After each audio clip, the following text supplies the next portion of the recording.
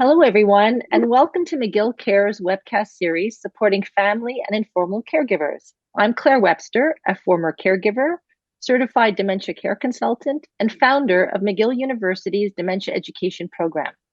I work with a dynamic team of leading healthcare professionals to oversee the program, who include Dr. José Moret from the Division of Geriatric Medicine and Dr. Serge Gauthier, Professor Emeritus, formerly of the McGill University Research Center for Studies in Aging.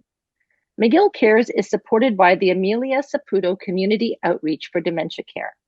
I'd just like everyone to know that at mcgill.ca/dementia, we have a wide variety of free resources to support persons living with dementia and their care partners, including this amazing dementia companion guide that is now available in 8 different languages: English, French, Spanish, Italian, Greek, Portuguese, Punjabi, and Mandarin.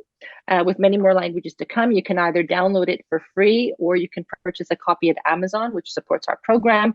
We also have numerous virtual support programs in collaboration with the Alzheimer's Society in Montreal, as well as multiple episodes of McGill Cares that you can go back and listen to either on YouTube or on Spotify. So today we're going to be talking about the impact of alcohol on cognitive and cardiovascular health, which is a very important topic. I'm extremely pleased to have as my guest today Dr. Christopher Labos. Dr. Labos is a cardiologist who also has a degree in epidemiology. He's an associate of the McGill University Office of Science and Society, and he's a freelance contributor to the Montreal Gazette, CJAD. He also appears on CBC and CTV. I'm so happy to meet you, Chris, in person because I often hear you on the radio. Thank you for being on McGill Cares. Oh, my pleasure. Thank you for having me. So I thought you'd be a great person to talk about the subject, especially with your degree in cardiology. And I know that you've written a lot of articles on this topic in newspapers. I hear you a lot on the radio discussing it. And so, there's so many mixed messages about alcohol, right? And whether it's good for you, it's not good for you. And right now, the new Canada Health Guidelines released in January this year suggest that we should limit our intake to 2 servings per week. Maybe you can, shed some light on this whole topic for us. Yeah, sure. So I think what's interesting, though, about what was recently released, we're not technically speaking guidelines because they didn't say everybody should drink less than 2 drinks per week. What they said was the risk for alcohol-related complications starts going up at much lower levels than people realize. So even if you're drinking 1 to 2 drinks per week, or if you're drinking more than that, the risk, especially the cancer risk, does start to go up. Now, it goes up by, a fairly small amount, but it does go up. And I think the main point of the guidelines was not so much to give people, you see, even I call it guidelines, even though they weren't actually guidelines. They weren't exactly to give people a recommendation of what to do, but they were about highlighting a scientific reality that I think a lot of people ignore, which is that alcohol is not good for you. Alcohol increases the risk of cancer. It increases the risk of several cancers, specifically breast cancer, as well as a lot of the other GI cancers like liver cancer and some forms of colorectal cancer. But what's interesting is that a lot of people just don't know that this is true. And, while we understand that smoking is bad for you, while we understand that diabetes is bad for you, while we understand that sedentary behavior is bad for you, as much as we may not do anything about it, as much as we may live sedentary lifestyles and maybe not exercise as much as we do, we at least understand and acknowledge that sedentary behavior is not good for you. But what's interesting about alcohol is that to some degree, we just deny the reality that alcohol is bad for you and that it makes your health worse. And this is true whether it comes to blood pressure or arrhythmias or risk of heart failure or risk of cardiac disease or risk of cancer. And we kind of are blissfully unaware of this and continue along our daily lives. And to some extent, we take it so far to the other extreme that we've actually convinced ourselves that alcohol is in fact good for you, which is almost the exact opposite of what the data show. So I think this was really the point of what we've been talking about for the past month. The realization that when you review the data and review the evidence, the risk of alcohol actually does increase even with very, very low levels of consumption. So let me show you what I mean. if you take data from some of the major studies that have been done with alcohol, and this is a slide from one of the graphics from one of the analyses done from the Lancet, which is one of the major papers that was reviewed, what you see is that when you look at alcohol consumption, the risk for all-cause mortality, so death from any cause, does start to go up, and it goes up at a much lower level than people realize. 100 grams of alcohol per week is about 1 drink per day. More or less. What's also very complicated about these types of analyses is that what constitutes a standard drink is different country to country, which makes comparisons hard and makes it confusing for the general public. But what you see is that the risk of alcohol goes up. And while most of us agree that, okay, if you're drinking many drinks per week, the risk is going to be much higher, I think people fail to realize at where the inflection point is. And it's actually a lot lower. Whereas most people probably drink somewhere around 200 grams of alcohol per week, the risk starts to go up at basically less than half of that. So it's much higher than people realize. And when you look at some of the analyses that have been done, this is another paper from the BMJ. When you look at the risk of cancer specifically, and this is just the data in women, there's a similar table in men if you want to go back to the original paper. When you look at alcohol-related cancers, and what they defined as alcohol-related cancers was colorectum, so colon and rectal cancer, breast cancer in women, and cancer of the oral cavity, the pharynx, the larynx, the liver, and the esophagus. So the cancers that are most sensitive to alcohol consumption. When you look at that, what you realize is that when you're drinking 5 to 15 grams per day, which is, less than a drink per day, your risk actually goes up. Now, it doesn't go up by a very, very high amount, right? But it's not trivial. And I think that's the point, is that the risk is not zero. So the very nuanced argument that we have to have is that it's not that you can't drink per se. It's not that, everybody has to become a teetotaler.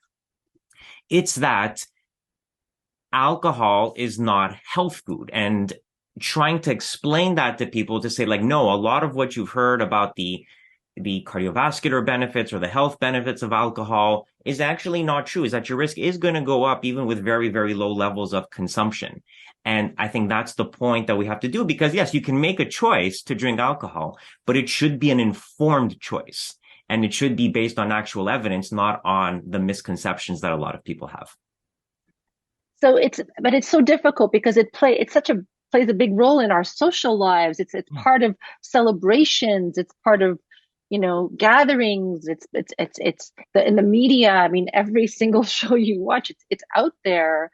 And so how bad is it? Like, first of all, what would be the impact on our cognitive and cardiovascular health? Like you talk about cancers, but how would it impact, our cognitive and cardiovascular health?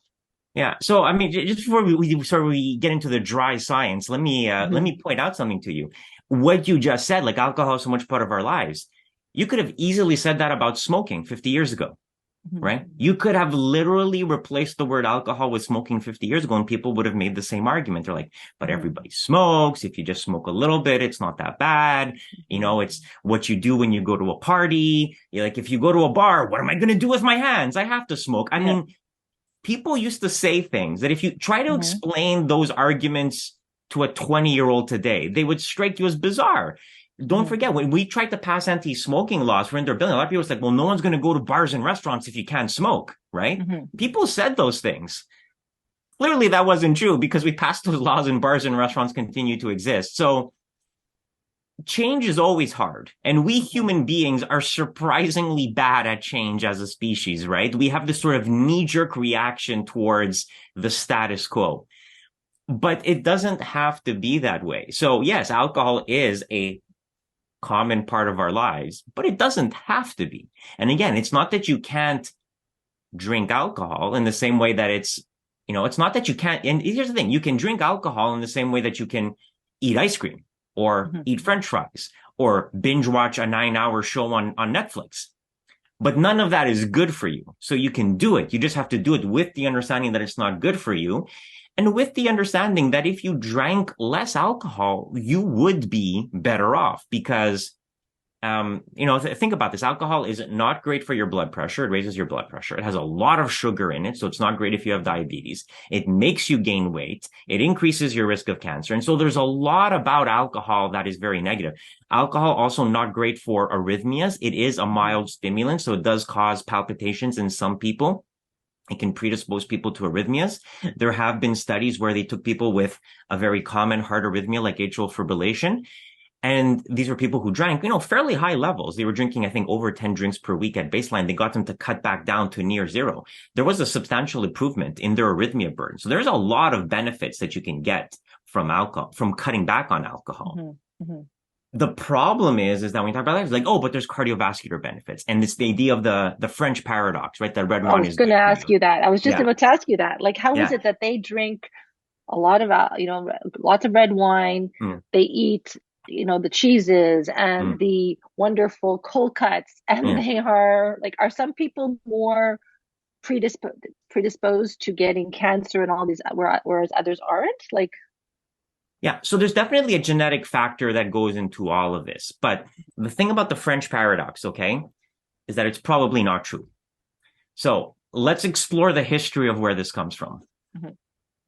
What's interesting about the French paradox is that it really can be traced back to the original 60 Minutes story that Morley Safer did back in 1991. And it was an interesting video. You can actually go back and watch it. It's still available if you can find it on the right websites. But what's interesting about this story is that if you actually watch it beginning to end, a lot of the issues that they were talking about are no longer really valid anymore. Because don't remember, this story aired in 1991. It was largely based on research from the late 80s. And it was trying to explain why there were differences in cardiovascular disease between France and countries like the UK and the US. So first, before we get into the nitty gritty, there's a lot of differences between France, the UK, and the US in terms of the healthcare system, in terms of their baseline risk factors, in terms of obesity rates, in terms of sedentary behavior, a lot of other stuff that is probably more important to the issue of heart disease. Access to a healthcare system, right? If you have a lot of people who don't have access to healthcare and they're walking around with high blood pressure that's undiagnosed, well, of course, you're going to have higher rates of heart disease.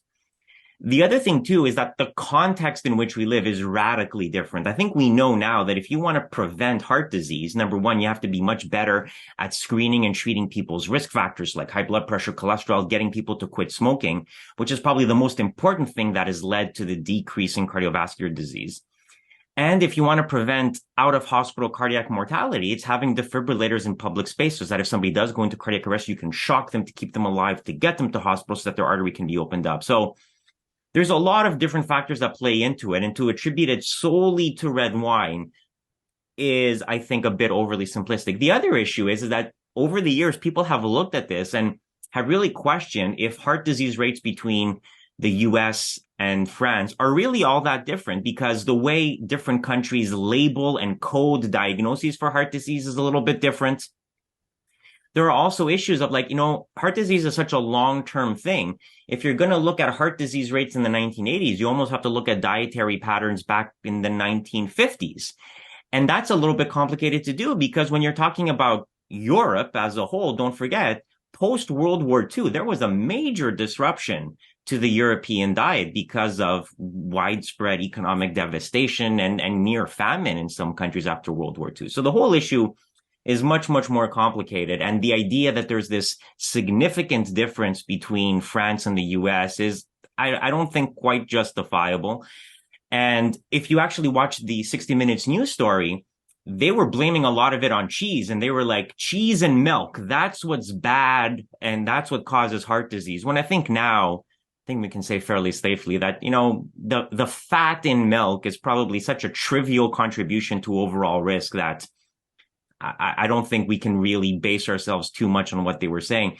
Cholesterol matters, but there's a difference between the cholesterol in your blood and the fat that you eat in your food. But that is a topic for another seminar, perhaps. But so bear in mind that this is really where it comes from. And what's fascinating about this 60-minute story is that it is really stuck in the public imagination. And ever since this story aired in 1991, sales of red wine in North America shot up almost exclusively because of this news story. And this happens to me all the time. I get people that come into my office and we go through their risk factors and we say, how's everything going? Yeah, pretty good. Blood pressure is good, everything. And then I've had people literally come up to me and say, the only problem I have is that it's really hard for me to drink two glasses of red wine a day because I really don't like the taste of wine. I've literally had people say that to me, and it's really hard because I'm like, I try to, but look, you don't have to drink wine if you don't want to. Like, it's not drinking wine is not part of a hard, healthy diet. And it comes up more often than you would think, and it's because people do believe in this U-shaped association, and there is data to back it up. So this is the same Lancet paper that I showed you earlier. If you look at rates of cardiovascular disease, there is this dip, this U-shaped association, with low levels of alcohol consumption. So when you're at about 100 grams of alcohol per week, there does seem to be this little dip. And people say, aha, you see, if I was drinking 0, I would be at higher risk than if I drank 100. And that's fine until you realize that there's a problem with these types of associations, because most of these studies are what we call observational studies. They're not randomized trials. They're not taking people and telling them, you drink 2 glasses a week, you drink 0, and let's see what happens over the next 10 years. They just basically ask people, how much do you drink? So people are able to choose for themselves how much alcohol they drink.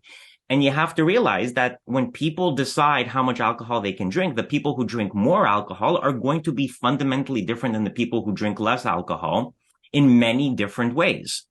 And so this is a diagram that I like to use when I teach this point, because if you were to look at this association between alcohol and heart failure, you would see a U-shaped association. You would be like, you see, the people who drink 0 are at the highest risk. So I should drink a little bit, but not too much, because then the risk starts to go up after, 1 to 2 drinks per day. And this is what most people believe. But there's a problem when you think about the people who drink 0, because there's basically 2 types of people who drink no alcohol. There's people who never drank alcohol, and there's people who used to drink alcohol and then quit. And those are 2 very different groups. And when you divide those out, then you notice a problem. The people who are at higher risk are not the people who never drank alcohol. They are the people who used to drink alcohol and then quit, because they probably quit for a reason. They were probably told to quit by their doctor because they had high blood pressure or diabetes, or they were gaining weight, or they were at higher risk for cancer, or they had some sort of medical problem. And so this highlights an issue called reverse causation, or the sick quitter effect. Because it's not that the people who abstain from alcohol get sick. It's that people who are sick end up abstaining from alcohol. So it's the reverse of what you actually think. And this is a very well-established statistical phenomenon. And it probably explains why you have this, seeming protective benefit from alcohol. Because it's not actually true. Like the thing that people often talk about in terms of antioxidants with alcohol, alcohol has resveratrol in it. Well, they've actually studied resveratrol in terms of does it increase mortality or does it decrease mortality or not? And it doesn't. They've done studies like this, and it hasn't actually borne out to be true. And part of the problem is that there's just not enough resveratrol in red wine or most foods to actually make much of a difference. I mean, to get enough resveratrol, to get the 1 gram a day that you probably need to make a difference, you would have to drink, over 1,000 liters of red wine per day. And that would, of course, kill you, right? And even if you wanted to be more conservative and say you only need half as much, it's still, it's impossible to drink enough red wine to get enough antioxidants like resveratrol for it to actually affect your health. So the red wine isn't actually doing anything beneficial for you. It's just sort of a thing that we tell ourselves because we want to feel good about what we already do and what is essentially a habit. And I think that's the point that we have to get away from, is that alcohol is not actually good for you. The assumption that we've made that alcohol is good for you is actually a statistical artifact that we can easily explain away. So we talk a lot about red wine, but I know a lot of friends of mine or something, they say, well, I just drink tequila because tequila doesn't have any calories, it's clean, right? So is it okay? Or, what about people who have just a little sip of Jack Daniels at the end of the day? Like, is there Okay. I know that you said it's not good, but are there alcohols that could be better for you than others that may lower the risk? No, because alcohol is a sugar. I mean, the only thing that would be non-harmful is if you were to drink a non-alcoholic version of whatever drink you want, which, those things do exist, right? The difference between alcohols is, first of all, the source and the flavorings, right? But at its core, alcohol, if we're going to talk about the molecule of alcohol, alcohol is a sugar, and it's metabolized by your liver into waste products, and then eventually stored as extra energy in terms of fat. So you are just consuming calories. You are essentially consuming a sugary drink. And, and here's the thing. We understand that excessive amounts of sugar are not good for you. Like, we understand that sugary drinks are not good for you. Like, we know that. And yet in our brain, we've created this justification like, well, but no, alcohol is not really a sugary drink. Well, it is if you want to think of it from the purely biochemical perspective. So, and when they've done these types of associations, in fact, the same type of statistical patterns emerge regardless of the type of alcohol that you drink. Whether it's red wine or white wine, there tends not to be that much of a difference when you look at the sum total of the thing. And even when you look at hard liquor and spirits, it doesn't really seem to make much of a difference. You can prefer one or the other. You can find that you tolerate one better than the other. But in terms of the biochemical properties of what it's doing in your body, your liver doesn't know whether the ethanol that you just consumed came from a grape or a potato. It just knows that it's ethanol. It's going to metabolize it the same way because the molecule of ethanol, what we call alcohol, is the same regardless of what its original provenance was. Okay, so here's another question. So the non-alcoholic industry is booming right now, right? There's a lot of companies coming out with non-alcoholic wine, non-alcoholic gin, non-alcoholic beer. And because you're talking about the source of the problem is really the sugar, is there any difference then to drink? I mean, there are people who are trying to quit, let's say dry January, they'll say, okay, I'm just going to have non-alcoholic beer, non-alcoholic wine. Is that as bad for you as regular alcohol? I mean, probably not. I mean, this hasn't been studied. Like, no one's ever done a trial where we're going to compare, alcoholic beer to non-alcoholic beer.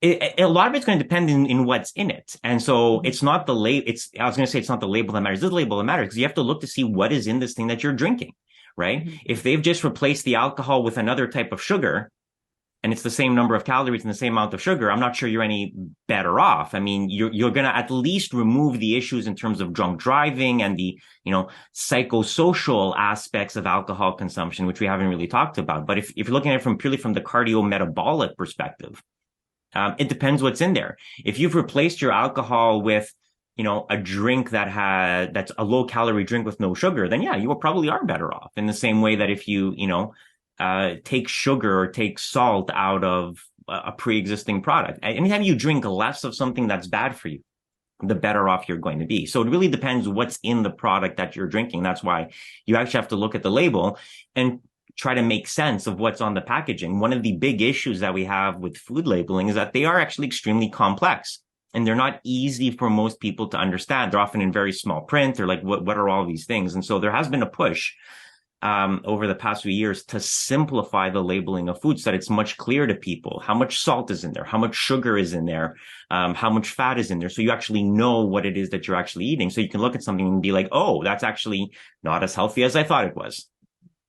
So let's talk about how do we know when alcohol dependency can become an addiction. Like, when I'm looking at, I was a former caregiver, alcohol was my go-to for me, or a lot of people like, come home from work dealing with stress. But how do we know that when it gets to the point of you becoming addicted as opposed to just dependent, that how do we know? What are the warning signs?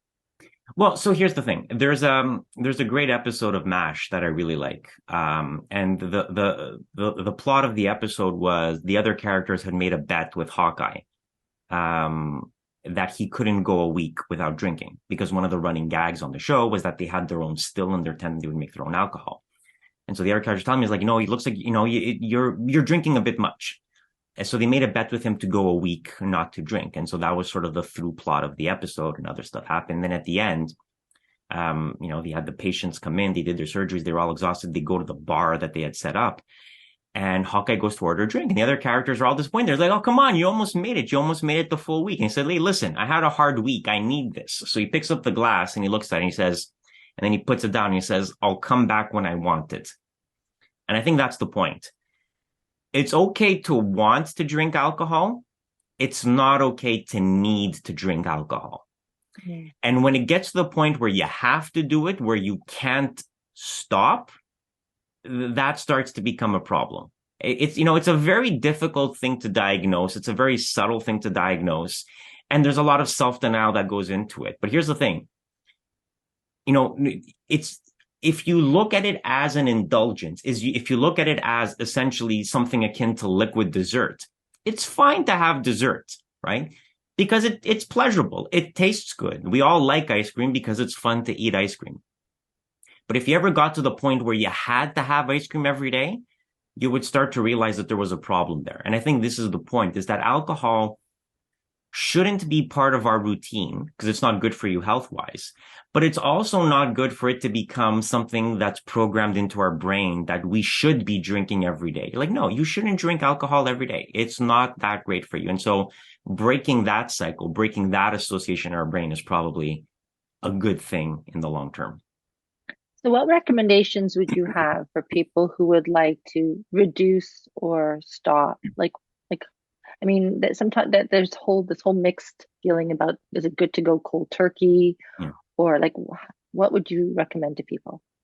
So for people who have abused alcohol over the long term, there is a risk of abruptly stopping alcohol. There is a neurological condition called delirium tremens, where if you stop drinking alcohol abruptly, you can start to have neurovascular problems. It can progress to seizures and even death. There is a way to treat it. And of course, you do have to sort of cut back slowly and wean yourself off the problem. But that's really for the people who, have abused alcohol for many, many years and who have a very, very severe alcohol addiction. For the person who's just in the habit of drinking 1 to 2 drinks per day or more, or listen, I'll be honest with you. Listen, we haven't really talked about dosing yet. And this is an important part. Let's say you're the type of person who's like, my husband and I, we open up a bottle of wine for dinner and we split it between the two of us. That's too much alcohol, because most people don't realize how many glasses of wine are in a bottle. Because most people think it's like, oh, you split a bottle of wine between 2 people. That's actually too much. There's actually 5 servings of alcohol in a bottle of wine. So a bottle of wine should be enough for 5 people. So we drink too much. If you've ever been to a restaurant and you see the little lines that they have on glasses and they're like, they poured me so little wine. No, that's actually what a standard drink of wine is. Wine glasses are not meant to be filled to the top. If you're doing that, you're drinking too much wine. So we think we're drinking moderate alcohol consumption, and we're going far, far beyond what the guidelines are. We're actually very bad at doing this. They've actually done studies where they took people and asked them to free pour servings of alcohol. And they all overpoured. They all overdid it. So right at baseline, we're drinking too much. And so the first thing we could do is reduce our serving sizes.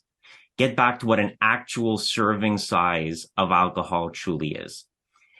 And it's also, I think, important to not make it a daily thing. Because if you make it part of your routine, it becomes very hard to stop.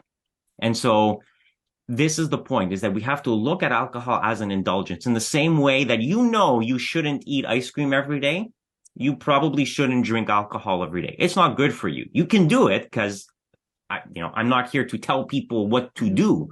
You can live your own life and do your own things. You can eat the junk food. You can eat as much junk food as you want, right? No one's going to stop you, but do it with the knowledge that it's not healthy. And I think that's the point, is that if you're going to make alcohol part of your daily routine, do it with the knowledge and the understanding that it's not healthy and that you will be better off if you cut it back. I had a patient just very recently whose only problem was high blood pressure, but he would drink like 6 beers a day because that was his routine. Right. And I told him, look, your only problem is this. And he had very mild high blood pressure. I said, listen, if you cut back, you probably won't need blood pressure medication. Like, it's very feasible that your blood pressure is going to come back to normal if you get back. And he's like, you know what? Okay. And he was okay with it. Like, he was fine with just having 1 beer at night. So it can often be that simple and that straightforward. It's really about getting things into a more moderate and controlled fashion and just reducing our overall alcohol consumption.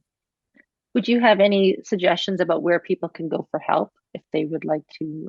I'm considering that we have a viewership that's outside the province. I mean, are there any good websites that you would recommend that people could also go to get started? It's very localized, so it really depends where people are and what's available in their local area. I mean, obviously, the first point of contact is to make contact with your local medical system, right? And they can often refer you. And then you get into very complex issues of coverage. Is it going to be covered by, if we're here in Canada, the various provincial healthcare systems? If you're in the US, is it going to be covered by your insurance? I think there's a growing realization that alcohol addiction is a medical diagnosis that needs to be treated. And so I think there's much less stigma. There is some stigma, but there's much less than there was before.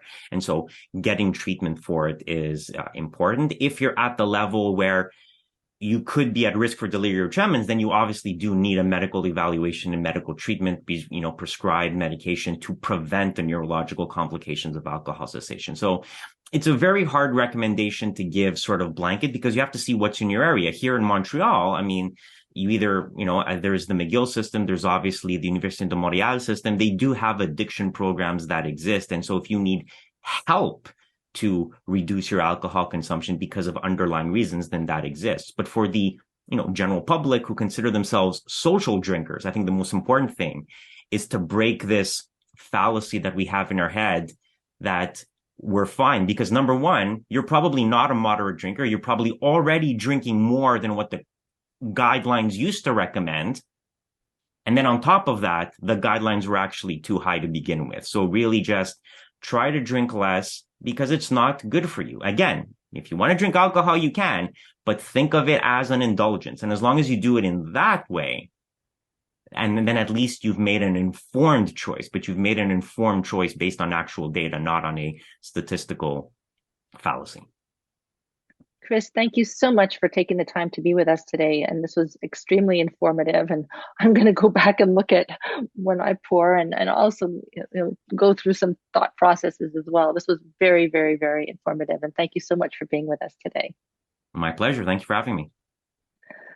So this webcast is an initiative of the McGill Dementia Education Program, which is funded by private donations.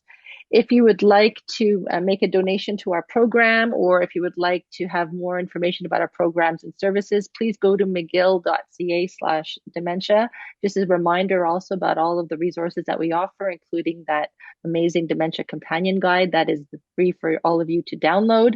And if you would like to join our mailing list to be notified about upcoming episodes of McGill Cares, as well as other important program initiatives and support groups, please email us at dementia@mcgill.ca. Thank you for watching.